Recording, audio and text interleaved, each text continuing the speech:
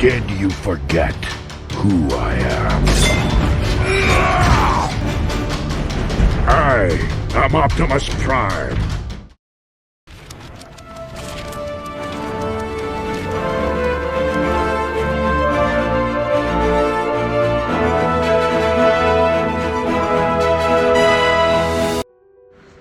Unique Toys Challenger is so good that it feels like Unique Toys personally scarred every Age of Extinction and Last Night frame to craft a figure that's somehow better than the CGI model itself.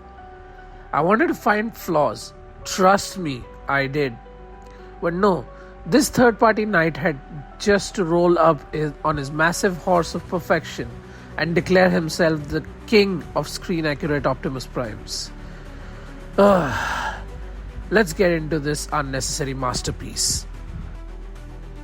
For a bit of context, I live in India, the land of great cuisine, and not so great availability of collectibles and figures.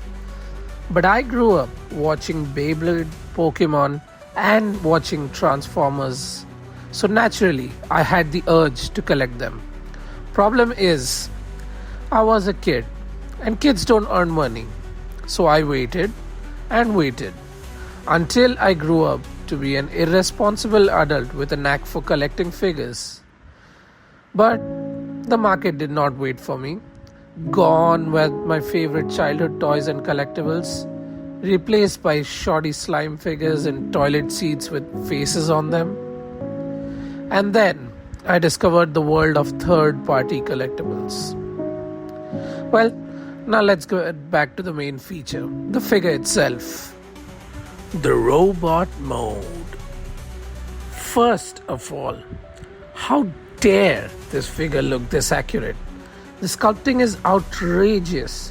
It's as if Optimus Prime climbed out of Age of Extinction, handed Unique Toys his blueprints and said, "Don't mess this up."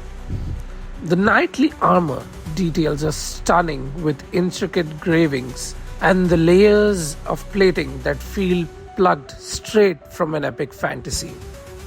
The proportions are annoyingly spot on, capturing Prime's heroic, larger-than-life stature without a hint of kibble. That's right, folks. Almost no visible truck parts. Where do the wheels go? How did the front of the truck disappear? Witchcraft, I say. Pure witchcraft. Posability? It's stupid good. He can swing his sword like a medieval knight or strike a brooding, "I'll kill you later, but honorably" pose. And don't get me started on this blue eyes. Yes, even his eyeballs have to flex on the lesser figures. If I must complain, it's that the shins pop off accidentally. It's just QC issues, but that's like complaining that the Mona Lisa doesn't come with a second painting. The transformation. Here's where Challenger goes full wizard mode. The transformation shouldn't be possible.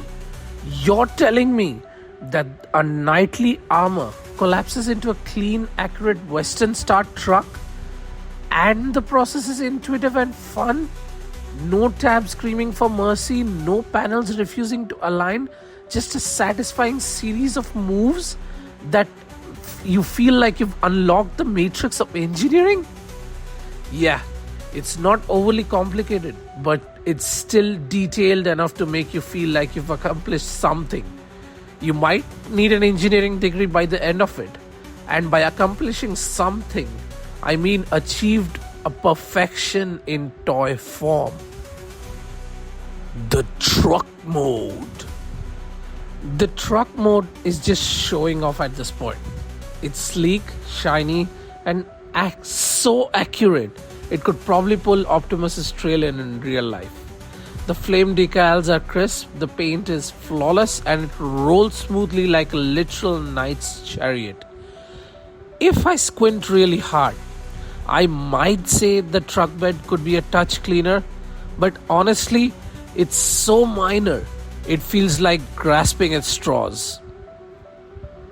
Accessories. Challenger comes with his knight sword and shield, and both are ridiculously well sculpted.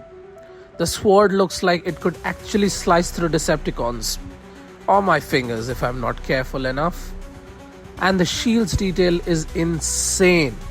It even attaches to the forearm like in the movies, making it a perfect replica of Prime's knightly arsenal. And yes, they even threw in the murder blade, because apparently Unique Toys doesn't believe in half-ass measures. Neither do we. Kill away, Optimus Prime. Kill away. Where do these accessories go then? On the robot mode, they just stick it into the back. In the truck mode, you still stick it into the back, and it stays like a part of the truck itself. Amazing, right?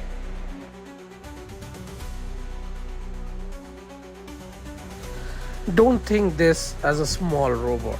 No, Optimus Prime doesn't believe in small sizes. Here he is next to a classic deluxe size Transformer, a classic Voyager size Transformer, and the biggest leader size Transformer there is right now.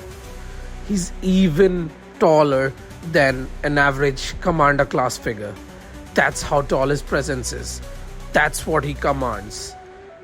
Before you ask anything, remember, Optimus doesn't believe in sizes, but he is the tallest. Let's talk flaws. I've been mooching this figure too long, so let's talk about a few downsides, shall we? Let's start with those shins. The shins are annoying, and yes, they come out every time I try to bend the knees, but it's probably a QC issue and mine came with some problems. Next, the paint sensitivity. The gorgeous paint job might chip if you're not careful. Why do you have to be this pretty, Challenger? Why? And the price.